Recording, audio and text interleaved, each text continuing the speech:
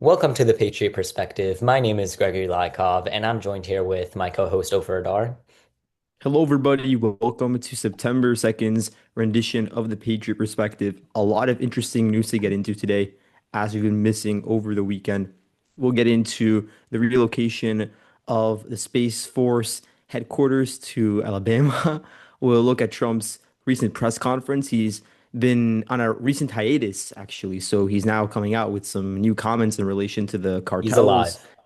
Yes, he's actually alive despite the social media rumors. So we'll look at his statements and we'll talk about the National Guard. So lots to get into today. Yeah, definitely. And just before we start, we want to say thank you. We have received such a big plethora of support this past weekend and a new influx of subscribers. So thank you so much. We're very thankful for those who are subscribed to our channel, like, follow, and comment as always. And let's get into it. So, Ofer, just to start off, I wanted to get your thoughts on the press conference that occurred about 30 minutes ago. It literally just ended. And that's where Mhm. Trump was speaking.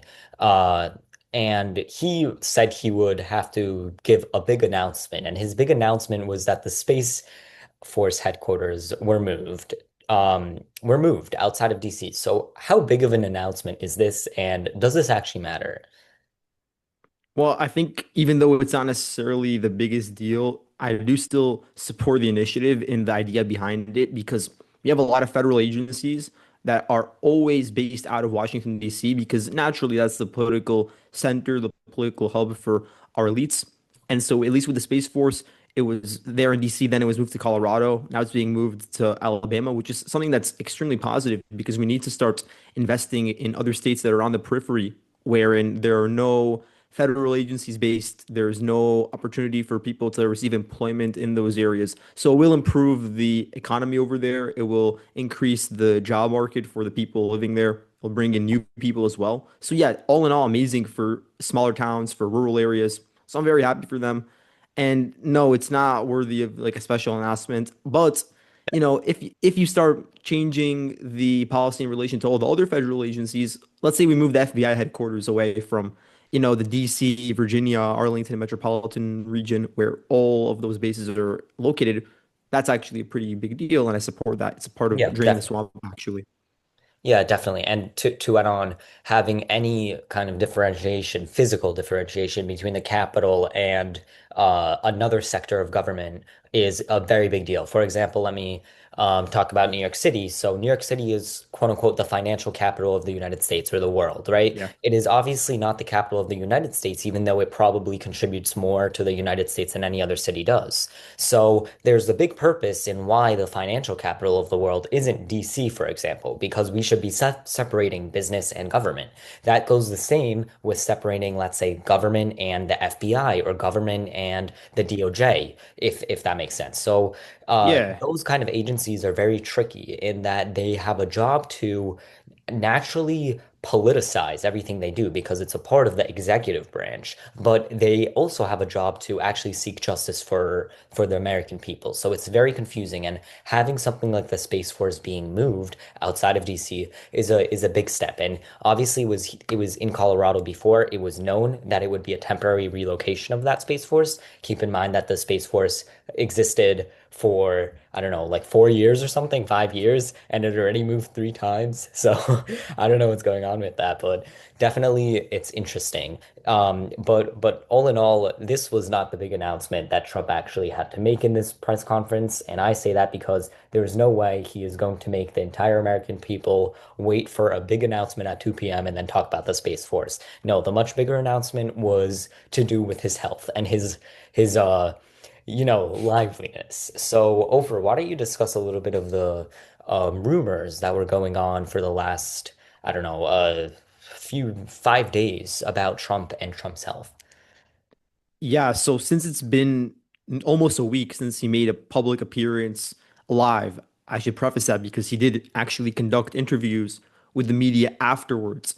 And only now they're getting released, but they were recorded during this 1 week period where allegedly he had a health scare.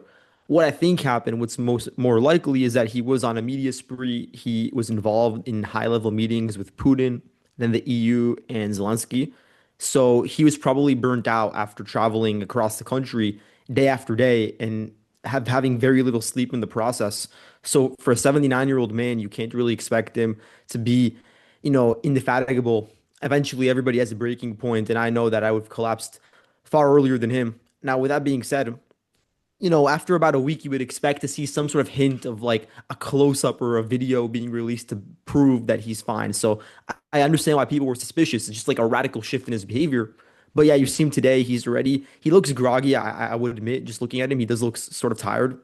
But you can't really expect anything else Yeah. given his age and given the intensity of the work. But yeah, he's answering questions in the same usual manner. So in terms of the insinuation that he had a health scare, I think there needs to be far more evidence, and the only like actual substantive evidence would be the basically the cosmetic or makeup puts on his arm to probably covering up an IV tube. That would probably be the reason why, but I think that's standard for people his age, and it Well, actually goes with what's being listed in the sort of drugs that he takes in his medical yeah. reports. Yeah, and just to add on to that, he does have it was released a few weeks ago. I forgot the exact name of it, but it's a Mhm. condition in like I believe it's called tired leg syndrome or something, where your limbs are I actually have a different thing. It's not anything like that because that is actually painful, but I have a similar type of thing that is unexplained. It's not like caused by anything. It is unexplained, and it basically makes your blood vessels shrink to the like limbs, like your fingers and everything, so it kind of like colors your skin in a different way. And that's why you see like almost like a bruise like shape on his palm sometimes and all of Yeah. that. It's called restless leg syndrome. And what he has is actually dangerous if you don't treat it. I mean, it's being treated. Everyone in the Western world gets that treated, and no issues with that.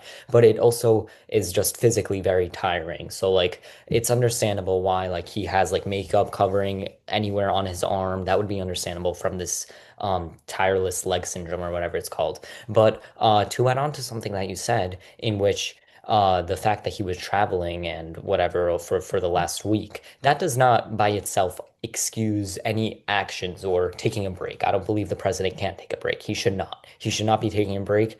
But what he did is he took no break this weekend. He was still working, he was still doing, he was still tweeting, and all he was doing was just not in front of media for 2 days. I mean, when we look at Joe Biden, he wasn't in front of media for weeks at a time, and no one complained.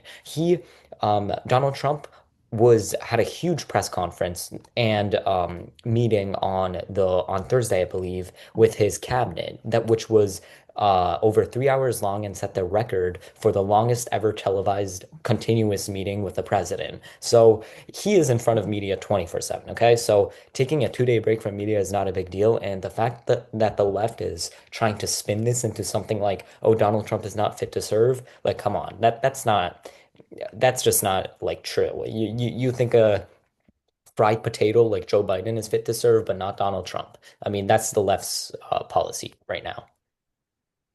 Yeah, they're basically adopting the rights playbook, but doing so in a way that doesn't really stick. It doesn't really apply to Trump. So, mimicry is the best form of flattery, and that's what they're doing over here. They're adopting the talking points of the right about how Biden never made an appearance. It would take him weeks or sometimes even months before he would go out on a press conference and just off the dome talk to reporters instead of having a televised interview that was pre-recorded. So he had all these stipulations before appearing in front of the media. And even then, some of the most embarrassing questions were like, what's your favorite ice cream flavor? And yeah, it's just like the trauma of like experiencing his presidency. And now we've been just hit with this sort of shock that we have a president who's actually able to speak on his feet. And yeah, the way that he speaks isn't really the most smooth. It's, he has his own style of speaking, but you could tell that it's genuine and that's coming from, something that's been in his head that he's developing. He's thinking off the dome. He's not coming in with like scripted thoughts. And even today he did that.